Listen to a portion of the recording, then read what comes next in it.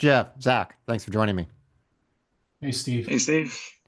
Hey guys, we are covering rising property insurance and how that's linked to the wildfires going over in California, as well as the hurricanes Milton and Helene that we recently saw.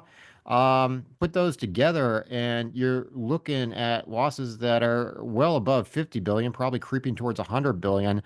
Not insignificant. And if you're outside the areas, well, a recent Harvard Business School study found you might need to worry too. Oftentimes, people in states that don't have really extraneous regulatory environments where it's easy for insurers to raise rates get hit with a raise in rates as insurance companies have to pay these bills off. Conversely, states like California that are overly regulated have pretty messed up insurance rates, insurance issues with insurers not even active in those markets or pulling out. And that's resulted in the damage, the cost being shared more widely in the state. So you've also got the issue of where the problems are occurring, rates going higher. I guess the bottom line is rates are just going higher whether you're there or whether you're not. Some of you guys' thoughts on insurance costs in real estate, linked to, you know, disasters like this, but also just the general increase we've been seeing over the past few years also and how it's impacting managing and buying properties. I I think you, feel yeah, I think you said it all. Um, the rates going up, everyone's carrying these quote unquote losses.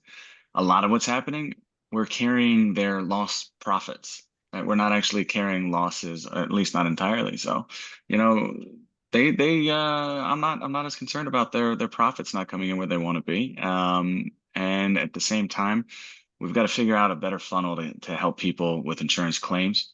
When you're out in Los Angeles and the fires, when you had the hurricanes come across Florida, you have people that need that money to rebuild, and they don't need to be worried about, the premiums were too high or the insurance carrier wants to leave the market because of all this. Um, I don't know how that kind of equates to people across the country because you're right, the burden is getting spread. But for me, it's like eat your profits up, guys. Let's protect the people, the consumers. well, I think in a lot of ways, we've said this 1,000 times. When things are really great and quarters go by for insurance companies, they distribute all those funds out to shareholders, and then when an event actually comes into play, they go bankrupt, have no money to fund them, and somebody else has got to do it, and insurance costs go up. I'm actually kind of surprised to some degree that, I mean, I'm not surprised, but I am surprised that there isn't some sort of government, I guess, disruption in the industry to tell insurance companies they don't have to. I mean, they did it for banks. They've got to have some sort of liquidity requirements. They don't have it for insurance companies and et cetera. And maybe they do. Maybe I'm just not well versed in it, which I'm not. But the reality is that there, to your point, there's got to be a fix. There's got to be a way to do it and do it better. And and not everybody is making a claim on their house. So it just seems to me that things are a little bit lopsided. Well, I'm going to say that this is another sign that the housing affordability crisis ain't getting better anytime soon. Um, People focus on mortgage rates. They focus on the prices of houses. But insurance is increasingly becoming a big issue also. The cost involved in owning and maintaining a house, they're getting higher rather than lower. So I think we're going to continue to see opportunities in the multifamily sector. We're going to continue seeing people having to rent.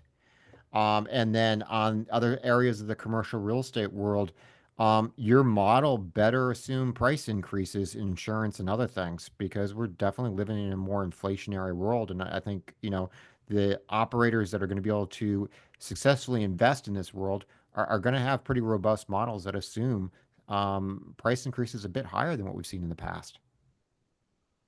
Yeah, Yeah. I agree with that. Okay, well, that's bad news for everybody. We're all in agreement that prices are going up. So sorry to relay that to you. Pop in the comments section. Hopefully, you can make a good argument about why we're wrong. Let us know. If you enjoyed the video, give us a thumbs up.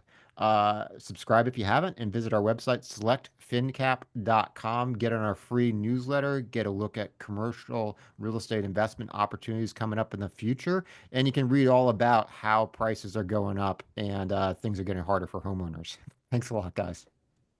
Thanks, Dave. Thanks, Steve.